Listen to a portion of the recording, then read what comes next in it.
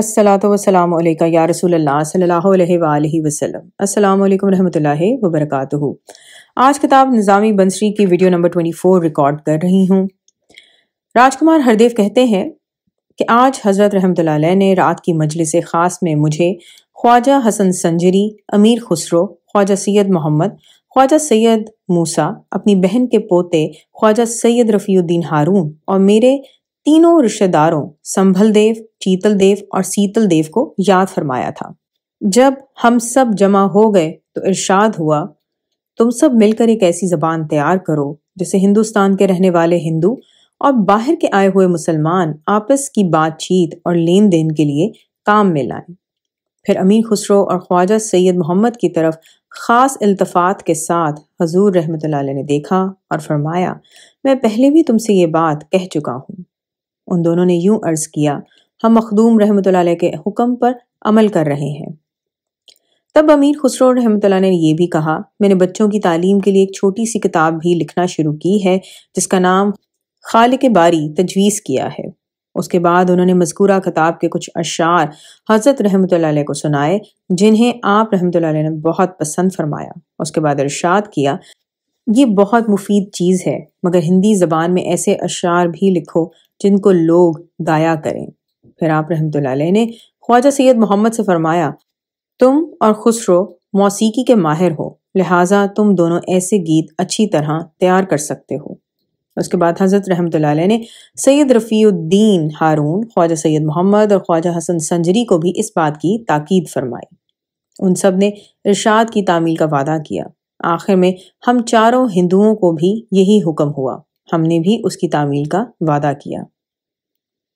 اس کے بعد حضرت رحمۃ اللہ نے فرمایا، آج کل ہماری فارسی اور خسرو کی ترکی زبانوں کے ساتھ ہندوؤں کی بول چال کے بہت سے لفظ مل گئے ہیں، اور اب لوگ اپنے گھروں اور مجلسوں میں بھی ہندی کے الفاظ بولنے لگے ہیں، لیکن بعض لوگ ایسے بھی ہیں جو فارسی، عربی اور ترکی زبانوں میں ہندی کی آمیزش نہیں چاہتے۔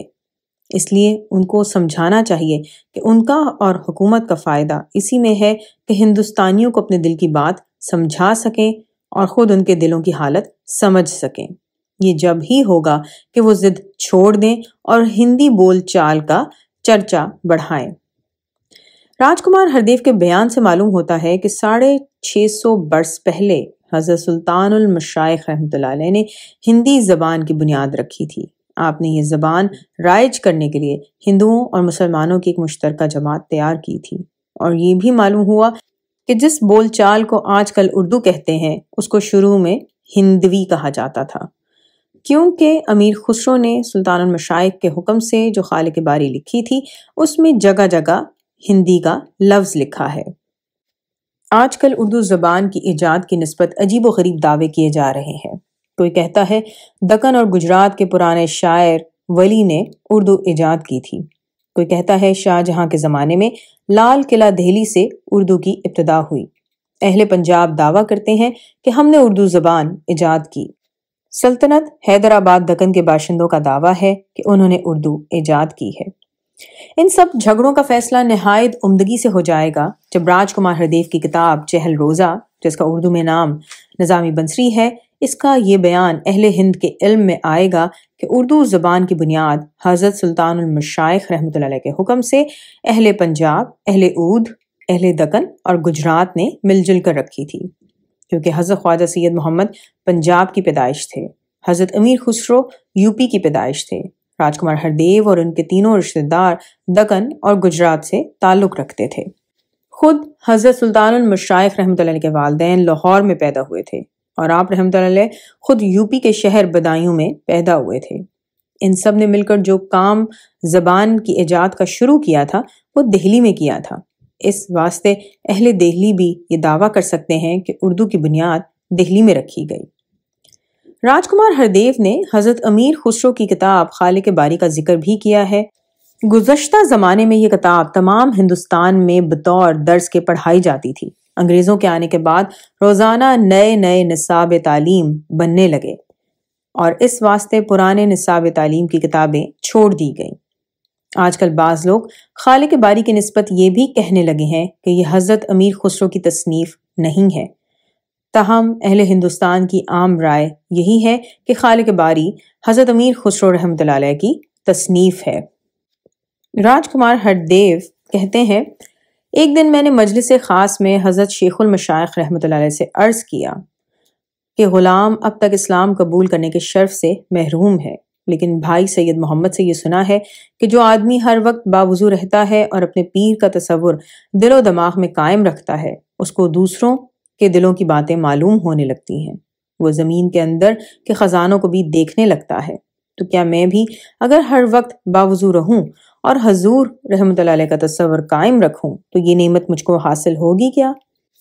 حضرت رحمۃ اللہ علیہ نے کہا، ہاں تجھ کو بھی یہ نعمت حاصل ہو سکتی ہے، اس شرط پر کہ تو بت پرستی نہ کرے، خدا کو ایک مانے اور محمد صلی اللہ علیہ وآلہ وسلم کو آخری رسول تسلیم کرے اور کسی کا مرید ہو جائے، تو اس وقت تو بھی 40 دن برابر باوضو رہنے اور اپنے پیر کا تصور کرنے سے اس نعمت کو حاصل کر لے گا۔ ہردیو نے کہا، تو کیا میرا مسلمان ہونا ضروری نہیں ہوگا؟ حضرت رحمۃ اللہ علیہ نے جواب دیا، جب تو خدا کو ایک مان لے گا اور رسول صلی اللہ علیہ وسلم کی رسالت تسلیم کر لے گا تو تو مسلمان ہو جائے گا۔ ہردیو نے کہا، اگر مسلمان ہو جانا اتنا آسان ہے تو مجھے اسی وقت مسلمان کر لیجئے۔ حضرت رحمۃ اللہ علیہ نے فرمایا، مسلمان کرنا اور ہے، مسلمان ہونا اور۔ مسلمان کرنے کا لفظ ظاہر کرتا ہے کہ اس میں کسی قسم کا جبر، دباؤ، لالچ یا ذاتی غرض بھی شامل ہے، اور مسلمان ہونا ان سب سے بے لوث ہے، اس کے لیے کسی ایجاب و قبول کی ضرورت نہیں ہے۔ مثلا آج اس وقت اگر تو اس بات کا یقین کر لے کہ اللہ ایک ہے اور محمد صلی اللہ علیہ وآلہ وسلم اس کے رسول ہیں، تو اس یقین کے ساتھ ہی تو مسلمان ہو جائے گا۔ ہردیو نے کہا، بے شک مجھے پورا یقین ہے کہ خدا ایک ہے اور محمد صلی اللہ علیہ وآلہ وسلم اس کے رسول ہیں۔ حضرت رحمۃ اللہ علیہ نے فرمایا، تو بس تو مسلمان ہے۔ ہردیو نے کہا، مجھے بیعت بھی کر لیجئے۔ حضرت رحمۃ اللہ علیہ نے جواب دیا، ابھی اس کا وقت نہیں آیا، ابھی نہ اس کی ضرورت ہے کہ تو اپنے مسلمان ہونے کا اعلان کرے اور نہ اس کی ضرورت ہے کہ تیرا نام بدلا جائے، البتہ تو سید محمد سے وضو سیکھ لے، پھر 40 دن کے بعد وہ چیز حاصل ہو جائے گی جس کا تو متلاشی ہے۔ میرے تینوں ہندو رشتہ داروں نے یہ باتیں سن کر کہا، حضور رحمۃ اللہ علیہ، ہم بھی خدا کو ایک مانتے ہیں اور رسول صلی اللہ علیہ وآلہ وسلم کو برحق سمجھتے ہیں اور حضور رحمۃ اللہ علیہ کو اپنا گرو بناتے ہیں، ہم کو بھی اجازت دیجیے کہ وضو کرنا سیکھ لیں اور تصور شیخ بھی سیکھ لیں۔ حضرت رحمۃ اللہ علیہ نے کہا، تم کو بھی اجازت ہے۔